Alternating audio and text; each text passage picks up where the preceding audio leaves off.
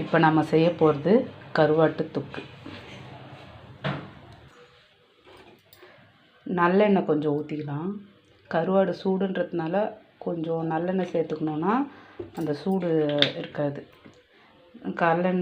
நல்லெண்ணெய் கொஞ்சம், கல்லெண்ணெய் மிச்ச பாதிக்கு கல்லெண்ணெய் ஊற்றிக்கலாம். எண்ணெய் காஞ்சிச்சு, கடுகு போட்டுக்கலாம்.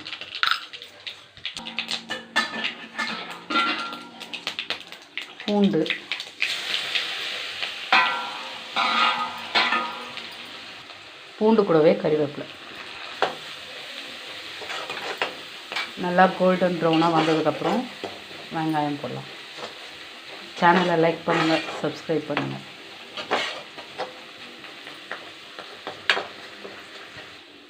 இப்போது வெங்காயம் போட்டுக்கலாம்.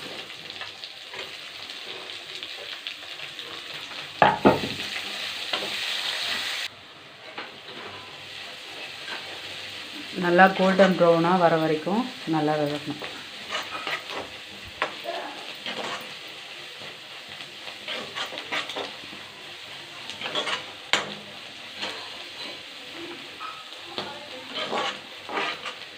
வெங்காயம் எந்த அளவுக்கு வதங்குதோ அந்த அளவுக்கு டேஸ்ட்டு நல்லாயிருக்கும் கருவாடு தொக்கு சாப்பிட்றதுக்கு. நான் 1/4 கிலோ கருவாடு எடுத்திருக்கேன். அதுக்கு 4 வெங்காயம் 3 தக்காளி எடுத்திருக்கேன். இப்போது தக்காளி போட்டுக்கலாம். மிக்சியில் நல்லா ஒரு அரைச்சிட்டோன்னா டக்குன்னு விதங்கிடும். அதுக்காக மிக்சியில் போட்டு அரைச்சி எடுத்து வச்சு.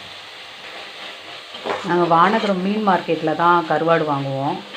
உள்ளே கேட்டுக்குள்ளே ஒரு அக்கா விற்பாங்க, நெய் விற்கிற கடைக்கு பக்கத்துலேயே. இந்த வாட்டி ஆவடியிலே வாங்கியிருக்கோம்.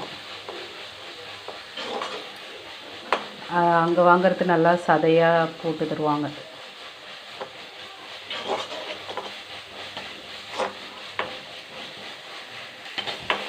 கருவாடில் உப்பு இருக்கும், அதனால் நம்ம உப்பே சுத்தமாக சேர்க்கக்கூடாது.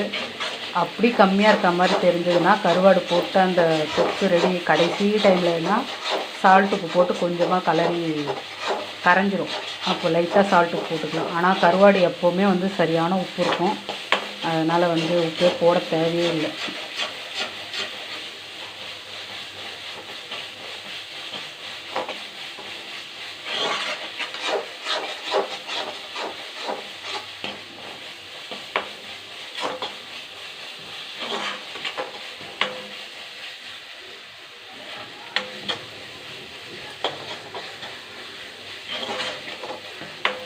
தொக்கில் எண்ணெய் மேலே பிரிஞ்சு வரும். அப்போ பிரிஞ்சு வரும்போது மிளகாத்தூள் போட்டுக்கலாம்.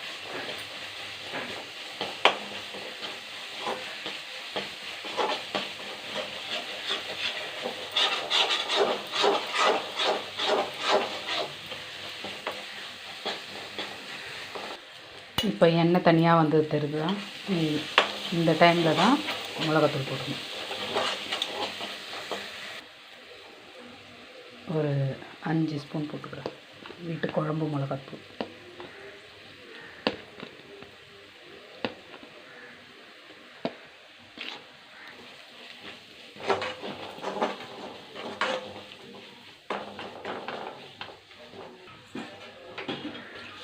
தண்ணி ஊற்றிட்டு காரம் செக் பண்ணிக்கலாம்.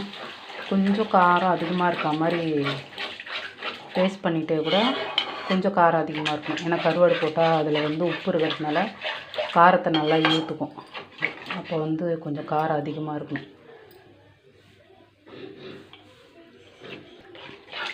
காரமே இல்லை. இப்போ ஒரு 2 ஸ்பூன் போடுறேன். வெங்காயம் தக்காளிக்கு காரம் கரெக்டாக இருக்குது. கருவாடுக்கு ஒரு 2 ஸ்பூன் மிளகாத்தூள். அவ்வளோதான். இப்போ நல்லா கொதிக்கணும். நல்லா கொதித்து சுண்டணும். கொஞ்சம் தண்ணி சுண்டினதுக்கப்புறம் கழுவி வச்சுருக்க கருவாடு போட்டு போடலாம். நான் கருவாடு கொஞ்சம் மஞ்சத்தூள் போட்டு கழுவி வச்சுருக்கேன். ஏன்னா நிறைய ஸ்மெல் பிடிக்காதவங்களுக்காக மஞ்சத்தூள் போட்டோன்னா அந்தளவுக்கு ஸ்மெல்லே வராது, நல்லாயிருக்கும். வாசனை அதிகமாக தெரியாது. ரொம்ப கருவாடு வாசனை வீடே தூக்கும். மஞ்சத்தூள் போட்டு எல்லாம் கழுவிட்டு லாஸ்ட்டாக மஞ்சத்தூள் போட்டிங்கன்னா அந்த மாதிரி வாசனை அதிகமாக வராது. இன்னும் கொஞ்சம் சுண்டணும். சுண்டதுக்கப்புறம் நம்ம கருவாடு போடலாம். நல்லா சுண்டனதுக்கப்புறம் போட்டோன்னா கருவாடு போட்டோடனே தண்ணி கொஞ்சம் அந்த கருவாடில் இருக்க தண்ணி எல்லாம் சேர்ந்து இன்னும் கொஞ்சம் தொக்கு அதிகமாகும், தண்ணியாகும். அதனால் நல்லா சுண்ட வச்சுட்டு கருவாடு போட்டு அப்படியே 5 நிமிஷம் அப்படியே சிம்மில் வச்சிடலாம். வச்சோடனே அது அப்படியே வெந்துடும். நல்லா சுண்ட வச்சுட்டு கருவாடு போடணும்.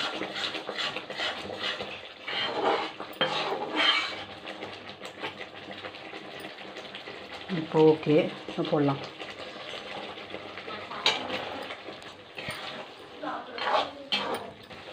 அந்த தொக்கு கொஞ்சம் உப்பு கம்மியாக இருக்க மாதிரி தெரியுது. அதனால் லைட்டாக ஒரு பிஞ்ச் 2 விரல் எடுத்து போடுற அளவுக்கு உப்பு எடுத்து போட்டுருக்கேன்.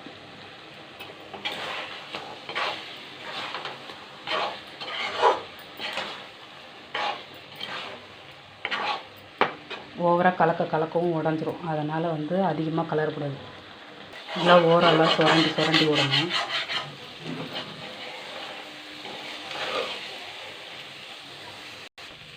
அவ்வளோதான், நல்லா சுண்டிடுச்சு.